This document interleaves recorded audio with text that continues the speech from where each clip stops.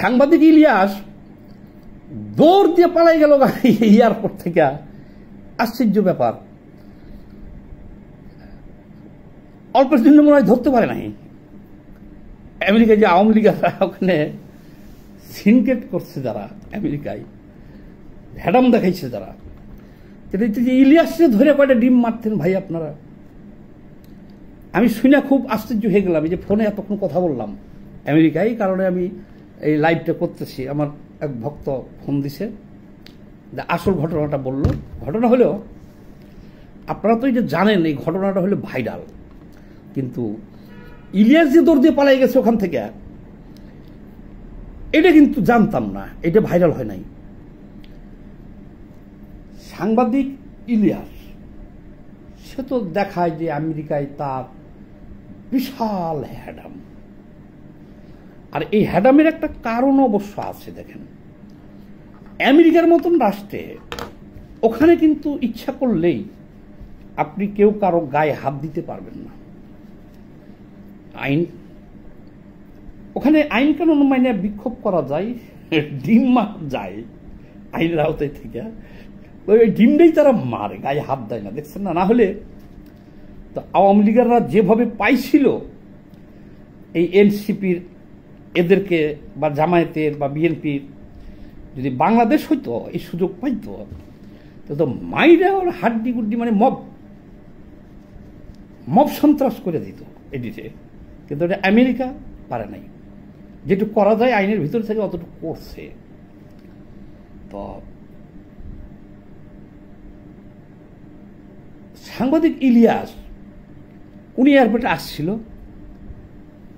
ওই যে বললাম হ্যাডামের কথা বললাম, হ্যাডাম হলো এটাই আমেরিকাতে, যে গায়ে তোর হাত দিতে পারবে না। দেখেন না ইলিয়াস কেমনে চিক্ষর দেয়, এর আগে গঞ্জাম হয়েছিল না, এই তোরা আওয়ামী লীগের কতজন আছিস, আয় আমি একলা ইলিয়াস দেখে নেব।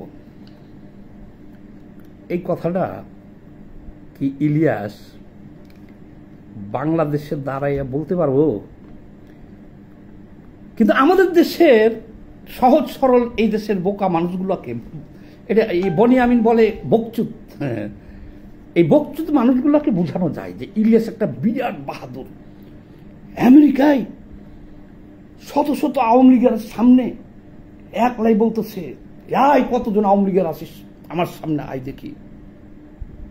এইটা কিন্তু আমাদের বাংলাদেশের বকচুত মানুষ বুঝে না যে ইলিয়াসের এই ক্ষমতাটা কিসের ক্ষমতা। এটা এই ক্ষমতাটা হলো আমেরিকায় কারো গায়ে হাত দেওয়া যায় না, এটি হলো ইলিয়াসের পাওয়ার। এটা শুনে রাখেন, ওই যে বড় জোর ডিম মারা যায়। আচ্ছা, তারপরে এই যে ডক্টর ইউনূসের বহর নিয়ে যে আমেরিকা গেল এয়ারপোর্টে, সেখানে সাংবাদিক ইলিয়াসের ক্যামেরা সহ লোক সহ সে গেছিল।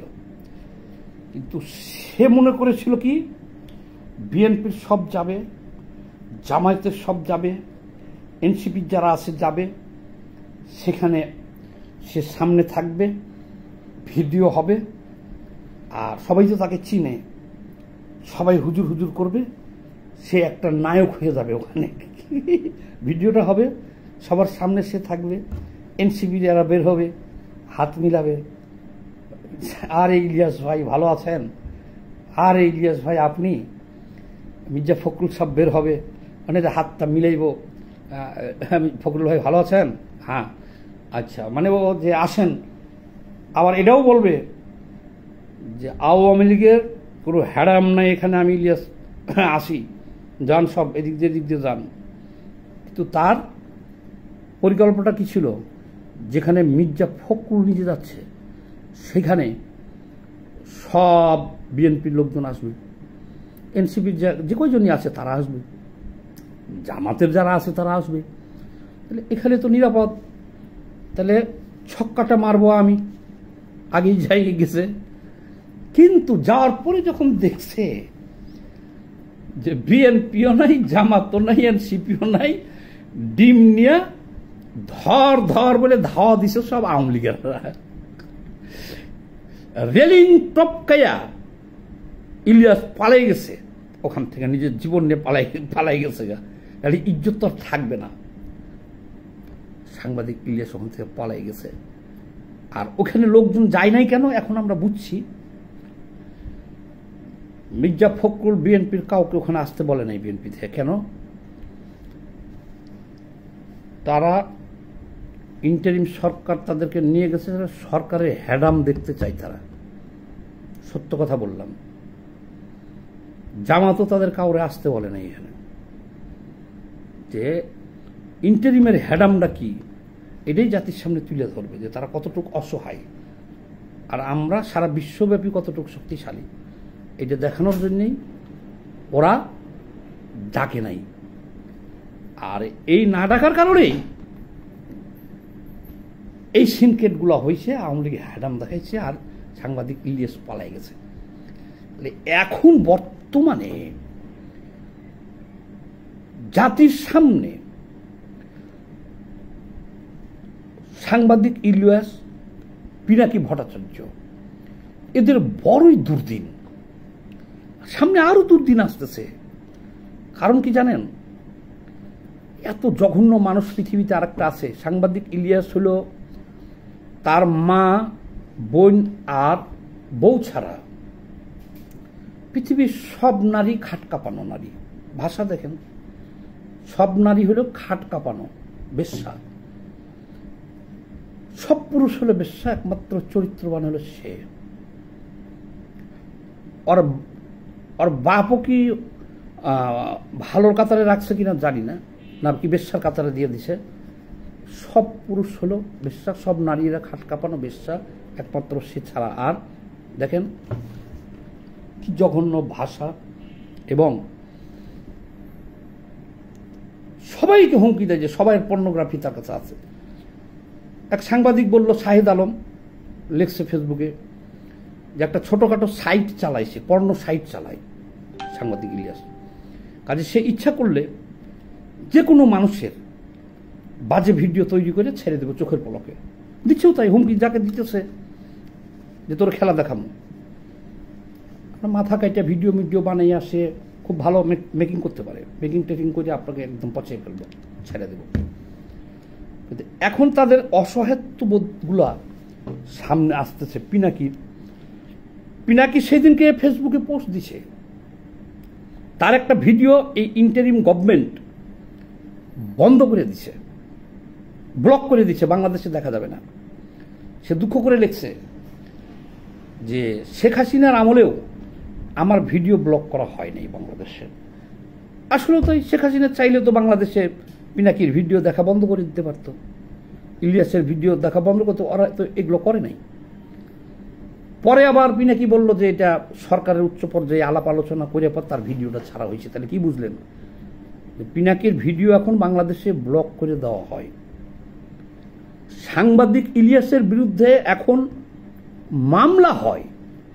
আওয়ামী লীগ তো হয়েছেই, কি আর মামলা কি হয়েছে? ওরা পালাইয়া যে আমেরিকা তো যাওয়ার সুযোগ পাইতো না এই জীবনে। কি আমেরিকা যাওয়ার সুযোগ পাইতো? ওই এক হুজুগে আশ্রয় চেয়ে যে আমাকে মেরে ফেলবে, রাজনৈতিক আশ্রয়, আমি সাংবাদিক, এই মামলা নিজের থেকেই করাইছে। দু একটা মামলা করে আর যে আমেরিকা সপরিবারে চলে গেছে। ও কি আর বাংলাদেশে আইব কোনোদিন? কি করতে আইব? ওখানে যদি পেঁয়াজও কাটতে হয় বা ট্যাক্সিও চালাইতে হয়, চালাবো। ও কি আর আসবে দেশে? আর পিনাকি দেখেন, পিনাকি আর ইলিয়াস এই ওই যে 32 নম্বর ভাঙ, সব চলে আয় 32 নম্বর ভাঙ। সাজিদ পাইছ ওই যে ভাঙে, ওটা কি বলে আমি নামও ভুলে গেলাম, রেকার। ওই যা কলা বাগানে রেকর আছে নিয়ে আয়। আর্মিতে বাধা দিলে আর্মির গায়ের উপর উঠে দে। উঠে বাবা রে বাবা, এটা কে বলতেছে? সাংবাদিক ইলিয়াস।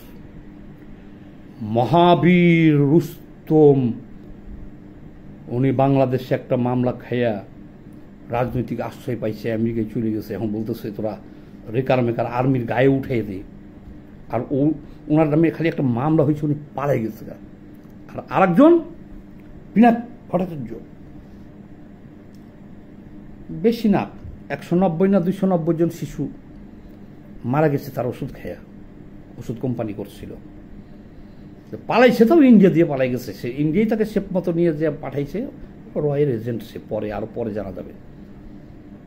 সে বলে কি এই প্রথম আলোর সামনে যা, আমি গরুর টাকা পাঠাইতেছি, ওখানে জবাই কর গরু। এই শাহবাগে গরু জবাই করো। মব উস্কাইছে 32 নম্বর ভাঙ আর গরু জবাই কর ওখানে, গরুর টাকা আমি পাঠিয়ে দিলাম। এমন একটা ভাব করলো তারা যে বিপ্লব হয়েছে এখন, বা দেশে গণ অভ্যুত্থান হয়েছে, এরা সব হলো তাদের লোক। দেখা যাচ্ছে মানে এরা কি ভাউ দিতেছে। রেজারান, প্রথম আলো ভাঙ, শাহবাগে গরু জবাই কর, কিছু টাকাও পাঠিয়ে দিতেছে তারা। সে পোলাপান্ত হয়ে জবাই করে বিরিয়ানি খাইতেছে। আর শেষে কয়ে যে সিপিবি অফিস ভাঙার জন্যে কমিউনিস্ট পার্টি সেদিনকে প্রতিবাদ করছিল তারেক, ওই যে আমজনতা পার্টি তারেক, সজ্জন ছেলে খুব, ও বলছে না আমরা সিপিবি অফিস ভাঙতে যাবো কেন। ওই যে ওখান থেকে ভাটা পড়লো। এখন পিনাকির ভিডিও ব্লক হওয়া শুরু হয়েছে, সাংবাদিক ইলিয়াসের নামে মামলা হওয়া শুরু হয়েছে। এখন ওদের বড়ই দুর্দিন শুরু হয়ে গেছে সামনে। বাংলাদেশ তো আসতে পারবেই না। এখন আর তাদেরকে কেউ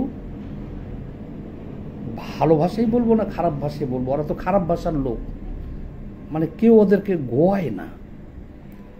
এখন ওদের কথায় কোথাও কেউ 10 জন লোক যাবে না, যায়ও না। হাউতাস শুরু হয়েছে কিভাবে দেখেন। এখন বিএনপি সরে গেছে, চিনে হালাইছে পিনাকি ইলিয়াসে, বিএনপির পোলাপান আর কি, যারা সমর্থন দিত, এখন তো নাই, তার সাথে কেউ নাই। আর আওয়ামী লীগ তো নাই। এখন একমাত্র এনসিপিও সরে গেছে যখন দেখছে পিনাকির এই অবস্থা।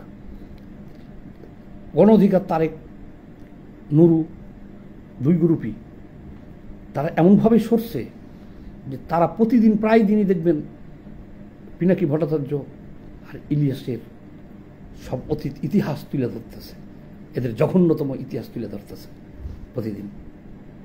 তাহলে এখন বাকি থাকলো কে? গণ অধিকার এই গ্রুপ নেই।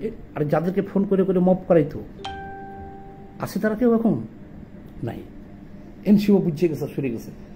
এখন একমাত্র জামাতের কাঁধে ভর করছে এই দুইটা, পিনাকি আর ইলিয়াস জামাতের কাঁধে ভর করছে। এখন আর কেউ তাদের কথায় 10টা আজকেও পোস্ট দিছে যে এই যে হাজারীবাগ থানায় সে গরু খাসি দিব দরকার হলে, আওয়ামী লীগের কোন নেতারে নাকি মাইরে হাত ভাঙতে পারছে এর জন্য। কেউ সাড়া দেয় নাই, একটা কমেন্টসও কয় না যে ভাই ও পোস্ট দিচ্ছে যে কে দায়িত্ব নিবা দাও, আমি খাসি দিব, গরু দিব, হাজারীবাগ থানায় আওয়ামী লীগের একজন মেয়ের হাত ভেঙে দিছে, এর পুরস্কার হিসেবে তোমরা ওখানে পুলিশেরও খাওয়াইবা, তোমরা খাইবা। পোস্ট দিয়েছে, একজনও রাজি হয় নাই কেউ। সাবধান দেশবাসী, পিনাকি হলো রয়ের এজেন্ট, আর পরে ধরা পড়ব। ইলিয়াস যে কোন জায়গার এজেন্ট, কি মোসাদের না কার, এটাও সামনে ধরা পড়বে না। আর এখন তাদের কথাই 5 জন লোকও এক জায়গাতে হয় না, বড় দুর্দিন শুরু হয়ে গেছে তাদের। এখন তারা লাগছে কাদের পিছনে? এই যে আর একটা বাহিনী বের হয়েছে, মানুষের ধরে ধরে চুল কেটে দিতেছে, তারা চুল দাড়ি কেটে দিতেছে। এরা হলো ওই যে গান বাজনার বিরুদ্ধে, লালন মাঝারের বিরুদ্ধে, জারি সারি ভাটওয়ালি লালন গানের বিরুদ্ধে এরা যে চুল কাটতেছে, এদেরকে উস্কাইতেছে। এদের বুঝবেন দেশটাকে ধ্বংসের তার প্রান্তে। যারা দেশকে ভালোবাসেন, পর্নোগ্রাফার ইলিয়াস, তার ভিডিও দেখা বন্ধ করেন আর সবাই রিপোর্ট মারেন, হাজার হাজার রিপোর্ট মেরে ভিডিও চ্যানেলটা নষ্ট করে দেন। পিনাকির হাজার হাজার লাখ লাখ রিপোর্ট মারেন, মানে ওর ভিডিওটা, ওর চ্যানেলটা খেয়ে ফেলান, তো তোর বাহাদুরি শেষ। ওর দেশটা ধ্বংস করতেছে। তবে হ্যাঁ, শুরু হয়েছে এখন সামনে এই দুজনের ভয়ানক অবস্থা হবে সামনে, দুর্দিন। সবাই ভালো থাকেন, এই ভিডিওটা একটু বেশি বেশি করে শেয়ার দিয়েন।